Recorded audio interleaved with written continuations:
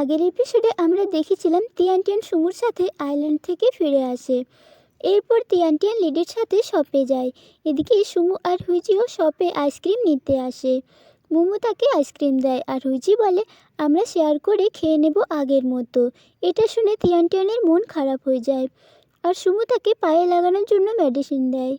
লিডি তো কিছুই বুঝতে পারে না। এরপর তারা ব্যাসবল খেলতে যায় আর তিয়ানটিয়ান শুধু সুমুর কথাই ভাবছিল।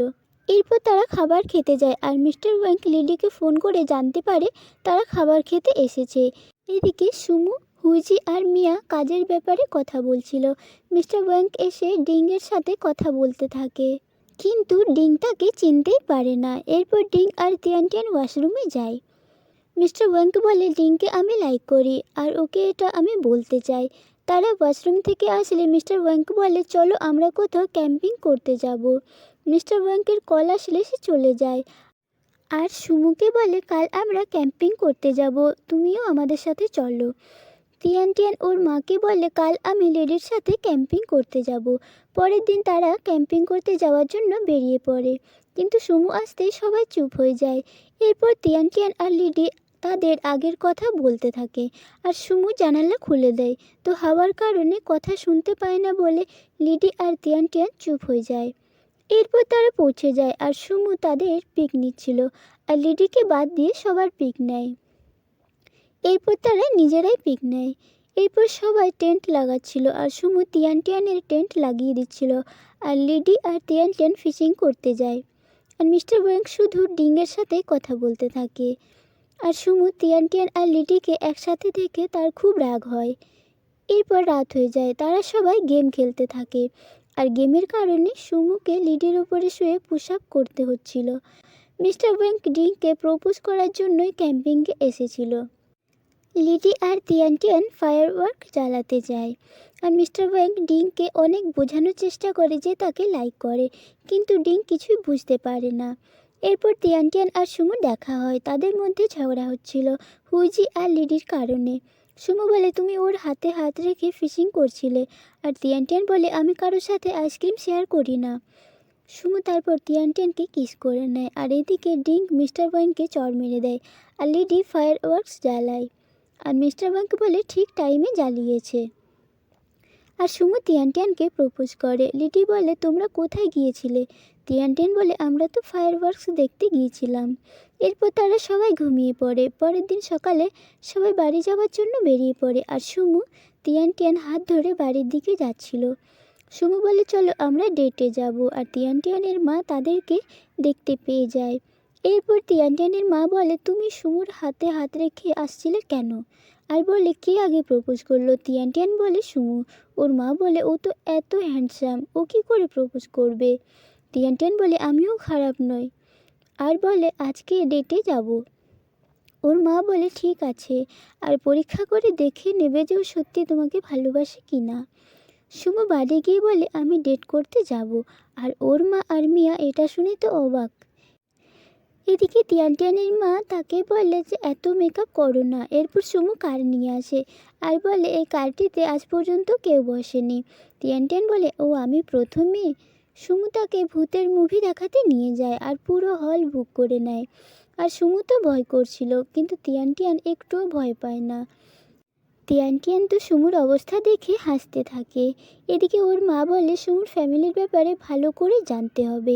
এরপর সে সুমুদের বাড়ির সামনে গিয়ে কী বলবে এটা সে প্র্যাকটিস করতে থাকে। এরপর সে কলিং বেল বাজায়, কিন্তু কেউ বেরোয় না, কারণ বাড়িতে কেউ ছিল না। এদিকে তিয়ানটিয়ানকে সুমু বলে আর কি করতে চাও বলো। তিয়ানটিয়ান তখন গেম খেলতে যায় আর একটি ছোট ছেলে তার প্লেয়ারকে মেরে ফেলে। তখন সুমু তার সব প্লেয়ারকে মেরে ফেলে আর তাকে হারিয়ে দেয়। তিয়ানটিয়ান অনেক খুশি হয়ে যায়। তিয়ানটিয়ান সুমুকে বলে তুমি অনেক স্মার্ট। সুমু বলে তুমি তো আরও বেশি স্মার্ট। এরপর সুমুর অফিস থেকে কল আসে, তাই তারা ফিরে যায়।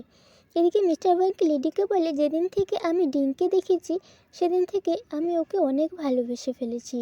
লিডি বলে মনে হয় তুমি এবার অনেক সিরিয়াস। মিস্টার ওয়াংকের কল আসলে সে চলে যায়।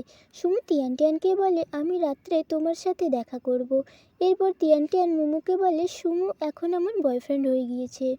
এদিকে মিস্টার ওয়াংক অফিসে গিয়ে জানতে পারে জাপানের একটি কোম্পানি তাদের কোম্পানিকে বয়কট করতে চলেছে। এরপর সুমু 30 মিনিট টাইম নেয় প্রেজেন্টেশন বানানোর জন্য। আর তিয়ান মোমোকে সুমু আর তার ব্যাপারে কথা বলছিল। আর অফিসের দুজন স্টাফ এসে সুমুর ব্যাপারে কথা বলে আর বলে সুমু মনে হয় কাউকে ভালোবেসে ফেলেছে। আর তারা ভাবে সুমু আর হুইজের মধ্যে কিছু চলছে। আরও সুমুর ওষুধের ব্যাপারে কথা বলছিল। এতে তিয়ান বলে, তোমরা লুকিয়ে লুকিয়ে ওর ব্যাপারে কেন বলছো? আর বলে আমি ওর গার্লফ্রেন্ড। আর তারা বিশ্বাস করে না আর মজা করতে থাকে। আর সুমু তখনই আসে আর বলে, তুমি এরকম বললে কেন? আর বলে, আমি ভাবিনি যে তুমি অ্যাকসেপ্ট করেছো। ওকে, আজ থেকে আমি তোমার বয়ফ্রেন্ড। আর বলে, চলো ডিনার করতে যাব। আর তাদেরকে বলে, অফিসে সবাইকে বলে দিও যে এটা আমার গার্লফ্রেন্ড। এদিকে লিডি আর মিস্টার ওয়াংক ব্যাসবল খেলছিল। মিস্টার ওয়াংক বলে, আমার মনে হয় ডিঙ্গো আমাকে লাইক করে। আর বলে, যাই হয়ে যাক, আমি ডিংকে গার্লফ্রেন্ড বানাবোই। এদিকে তিয়ান সুমুকে একটি পেন্ট দেখিয়ে বলে, আমিও এরকম একটি পেন্ট বানিয়েছিলাম। এরপর তারা ডিনার করতে গেলে তিয়ান বলে, ডেজার্ট কোথায়? আর সুমু তাকে কিস করে দেয়।